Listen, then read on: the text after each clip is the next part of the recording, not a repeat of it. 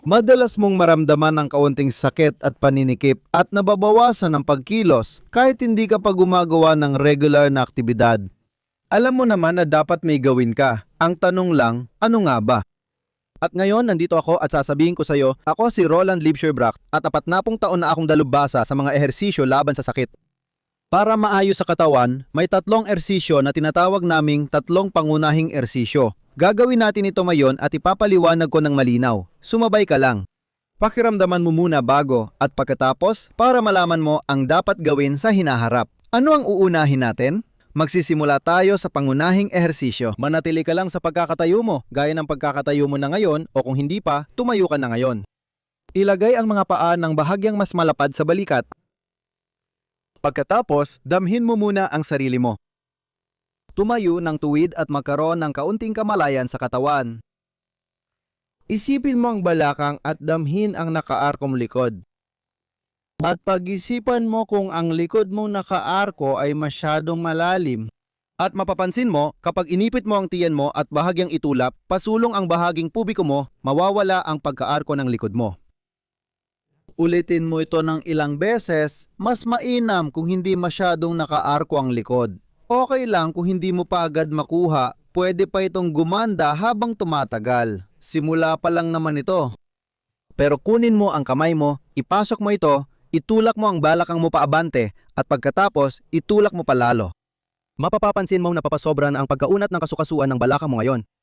Pwede mo ring isipin na itinutulak mo ang singit mo pasulong. So bakit natin to ginagawa ngayon? May mga hip flexor at iba pang mga kalamnang nagbabaluktot ng balakang na lalo pang umiiksi kapag palagi kang nakaupo. Dahil umiiksi sila, nakakaroon ng iba't ibang problema sa likod. Diyan tayo magfo-focus ngayon kasi yan ang sentro ng katawan na kailangang ayusin. Usli mo ang balakang paabante, tiyan paatras at mapapansin mong may hila na dito. At maganda yan kasi kapag nararamdaman mong may hila, dun ka lang makakagawa ng pagbabago sa katawan. Kung walang nararamdamang hila ang katawan, hindi ito magbabago. Tuloy-tuloy ka lang sa pag-abante. At pwede mo ring ilagay ang mga kamay mo sa likod sa may puwitan. At mapapansin mo dahil hawak mo na ngayon ang balakang mo gamit ang mga kamay mo at naitutulak mo ito ng kaunti paabante, mas lalong lalakas ang paghatak. Pwede mo ring maramdaman ang konting hatak sa likod. Ayos lang yan, walang problema. Ginagawa natin ito para mabawasan ang pananakit ng likod. Ayos lang kung nararamdaman mo ang likod mo. Pero dapat kayanin mo pa rin yung sakit na tolerable at komportable ka pa.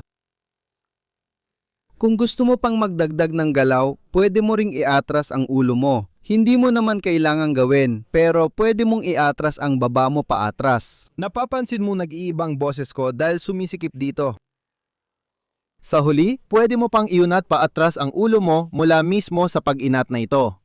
Gaya ng sabi ko, hindi mo pa kailangan gawin yon. Pwede mo na lang idagdag sa mga susunod na linggo habang inuulit mo araw-araw ang ehersisyo dahil yon ang dapat mong gawin. Para maalala talaga ng katawan mo na araw-araw siyang tinutulak na magbago at doon unti-unti siya mag-adjust kahit anong edad mo pa. Kahit na siyam na po o siyam na 45 ka nagagana pa rin yan. Umabande ka pa. Iarko mo papaatras. Kanon. Kapag ginawa mo ito ng ilang araw o ilang linggo, mas lalo kang makakaabot paatras. At habang mas malayo kang nakakarating paatras, ipinapangako ko sa iyo, mas lalayo ka rin sa pananakit ng likod. Umabante ka pa. At pagkatapos ng ilang linggo, mararamdaman mo na, saka natin isasama ang ehersisyong pampalakas. Ibig sabihin, gusto mong iangat na yon ang itaas na bahagi ng katawan mo. Gusto mo talagang gawin ito.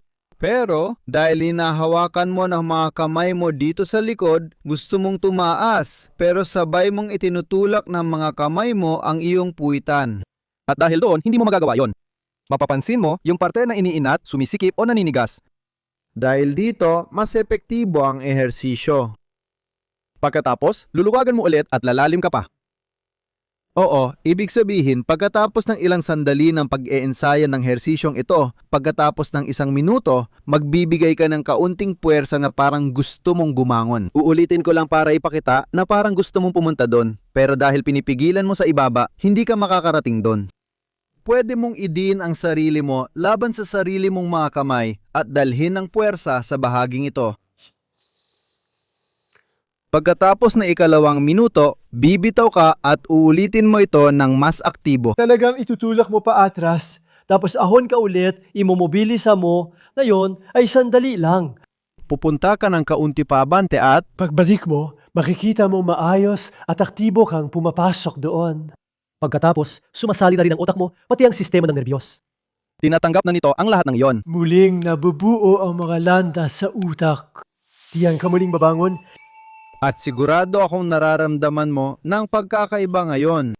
Maglakad ng kaunti, damhin mo. At ano ang ginawa natin na yon? Nagtrabaho na tayo sa harap na bahagi ng mga hita. Marami tayong ginawa para sa mga kasukasuan ng balakang. Marami rin para sa likod, marami rin para sa batok, at kasama na rin ang mga balikat dahil inilagay natin ang mga kamay sa likod. Oo, sa iisang ehersisyo lang yon. Pero ito na ang pangalawa sa 3 pangunahing ehersisyo. Na yon, dahan-dahan mong iusog paabante at sumandal ka muna sa mga binti mo at mapapansin mo agad na ito ay para sa ibabang bahagi ng likod at sa puwitan sa may SI joint. Sa kanan at kaliwa ng sacrum, doon mo talaga mararamdaman ang hatak. Ano nga ulit ang sinabi ko kanina? Kapag may hatak, ibig sabihin may nangyayari sa katawan mo. Yung hinihila natin na yon ay mga pag-ikli na nangyayari dahil masyado tayong nakaupo. Yung hip flexor ay umiikli sa harap, kaya sa unang ehersisyo natin ay iniyunat natin ng sobra para humaba ulit ito. At ang mga kalamnan sa puwitan at mga kalamnan na pangunat ng likod, ganyan din sa karamihan ng tao, pati sa'yo. Malaki ang posibilidad na kaya sila naninigas at sobrang tigas kasi kailangan nilang magtrabaho laban sa hila ng pinaikling hip flexor sa harap. At ayusin natin yan na yon. Dahil doon, umatras tayo, pero marami na ring nagbago sa katawan natin sa unahan.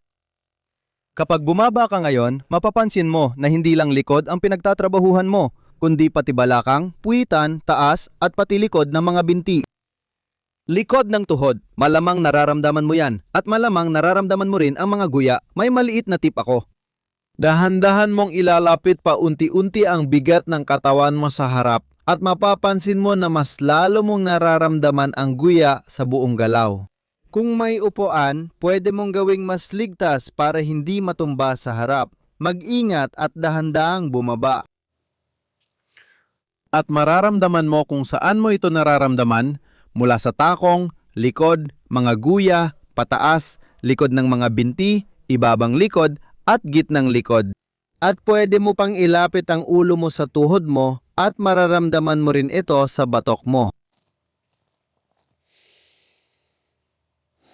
At palaging gawin ito hanggang sa punto na ang pag-unat ay positibo pa rin ang pakiramdam. Dapat ay nararamdaman mo pa rin na masarap ang sakit, kaunting kirot lang pero positibong kirot.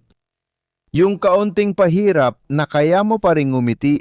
Iyan ang tamang tindi na magbibigay sa'yo ng magandang progreso sa pagbabago ng katawan mo. Oo, patungo sa mas malayang paggalaw at pagkawala ng sakit. Kung gusto mo, pwede kang dahan-dahang magdagdag pa, pero kung okay ka na, manatili ka lang dyan. Kung gusto mo talagang dagdagan, pagkatapos ng 2 hanggang 3 linggo, hawakan mo ang mga binti mo kung nasaan ka na. Kahit mas mataas o mas mababa ka, pwede mong hawakan ang mga daliri ng paa mo at itaas ang likod mo. Ipakikita ko, gusto mo talagang gawin ito. Pero dahil humahawak ka, hinihila mo lang at hindi ka makakaangat. At pinapalakas nito ngayon ang mga kalamnan sa likod. Una natin silang inunat mula sa harap, tapos inunat ulit. Sa likod din at ngayon pinalalakas pa natin sila. At pagkatapos, hayaan nating bumaba pa ng kaunti habang hinihila dahil mapapansin mong mas malalim na ang pag-unat mo ngayon. Ibig sabihin, hindi lang natin pinapalakas ang likod, kundi pinalalawak din natin ang pag-unat. At pagkatapos, gusto mo pang umangat, gusto mo pang umangat.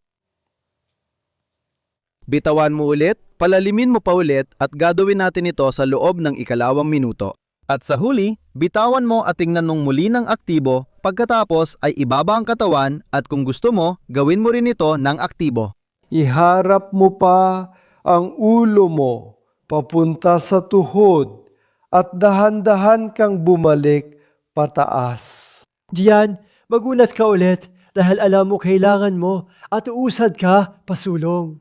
At ngayon, imomobilize natin ang linya sa likod at harap paulit-ulit, minsan paatras at minsan pasulong. At damhin mo ulit dahil yan ang mahalaga, nararamdaman mo ang ginagawa ko. Sa'yo, may ilang hakbang na nagaganap. Kamusta ang pakiramdam ng mga tuhod niya? Kamusta ang pakiramdam ng balakang mo? Kamusta ang pakiramdam ng buong katawan mo hanggang batok? Napansin mo ba na parang nakalaylay ang lahat dyan? Ganon?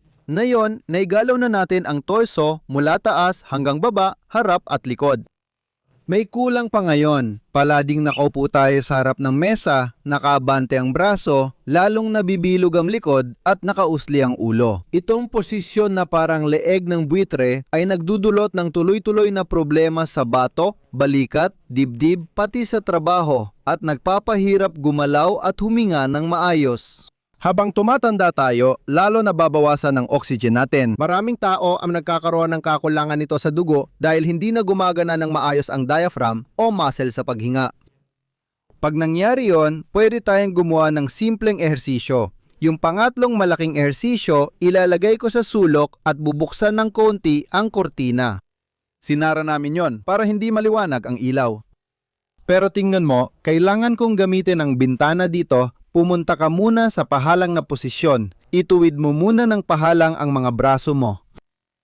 At pagkatapos, pumunta ka ng mga isang katlo. Oo, mula dito hanggang dito. Kunin mo ang isang katlo papunta rito at papunta roon. Nakatukod ang mga kamay mo sa pader, ako naman sa frame ng bintana. Und Isang paa sa harap, isa sa likod at isa pa. Yunat ng todo ang mga siko.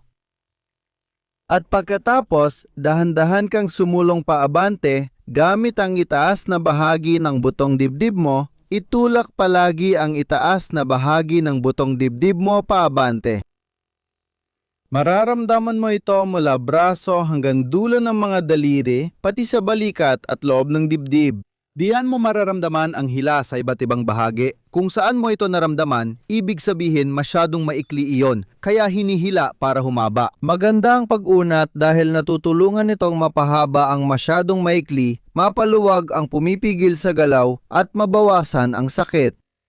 Kapag minsan mo lang itong gawin, matagal ang epekto. Pero kung araw-araw, lalong lumalakas at tumatagal ang ginhawang nararamdaman mo.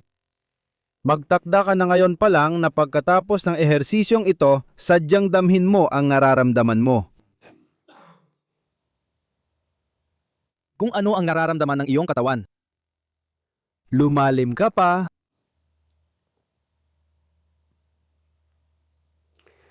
Siguraduhin mong nasa komportableng bahagi ka pa rin. Kaya kaunting hirap, sabi natin kanina. Kaunting pahirap, ikaw ang magbibilang.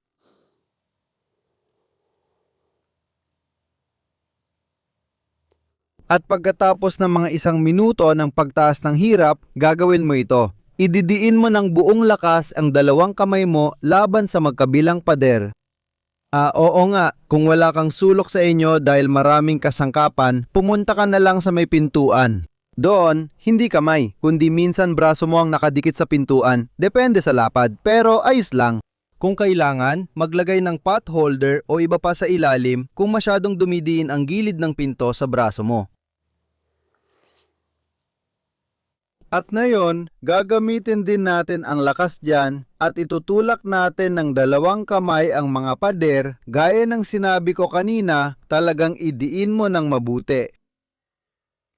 Tapos pakawalan mo at mas lumalim pa sa pag-inat. At ulitin ang pagtulak, talagang idiin mo ng mabuti. Ipapakita ko sa iyo kung ano ang ibig kong sabihin sa pagtulak. Gusto ng mga braso na gumalaw ng ganito, pero dahil pinipigilan mo gamit ang pader at ang pintuan o depende kung nasaan ka, hindi makakagalaw ang mga kamay mo. Pero pwedeng lalo pang lumakas ang puwersa. At mas mabuti ang mas malakas na puwersa kaysa sa mas mahinang puwersa. Oo, mas malakas ang mga kalamnan, mas maganda. At ulitin mo lang, itutulak mo ulit pabalik, magpapaluwag ka at papasok ka ulit. At pagkatapos, lalabas ka mula sa sulok, panatilihin ang mga braso sa ganitong anggulo at hilahin ulit ng aktibo. Hilahin mo ulit ng aktibo at tuwid ang mga braso papunta sa likod. Aktibong hilahin pa atras. Higit pa. Ngayon, nagtatrabaho ang mga kalamnan sa likod laban sa mga nasa harap na may malaking epekto sa utak. Maraming bagong landas sa utak ang nabubuo dito para sa galaw, lakas, kontrol ng kasukasuan at mas maayos na pagkakahanay. Kung anong nangyayari sa kasukasuan, mas mababa ang tsansang magkaroon ng osteoarthritis at iba pa. Pagkatapos, bababa ka ulit. Na yon, pakiusap, damhin mo ito. Sinabi natin dati, na yon, kailangan mo itong maramdaman. Kamusta ang pakiramdam mo? Nararamdaman mo rin ba ang ganitong kalayaan at gan dito sa taas? Ganito ang dapat mas lalo pang maramdaman ng buong katawan mo. At ngayon, sa huli, pwede mo ulit pagsamahin yan. Pwede mong iunat pa atras. Gamitin mo yung galaw na ginawa natin kanina. Yumuko pa, bante. Habang iniunat pa atras, isama ang mga braso. At bumaba ulit. Gamitin mo pa ito habang gumagalaw. Habang mas ginagamit mo ito, mas papasok ito sa katawan mo. Gawin ang ehersisyong ito araw-araw. Mapapansin mo agad ang nangyayari sa loob ng ilang araw at lalo pa habang tumatagal. Magugulat ka. Interesado talaga ako dito. Marami na tayong nagawa, stretching, pagsasanay sa pagpapalakas, at brain training para sa nervous system. Masaydo ba yan para sa'yo? Masyado bang komplikado para sa'yo? Pakisulat naman ng komento.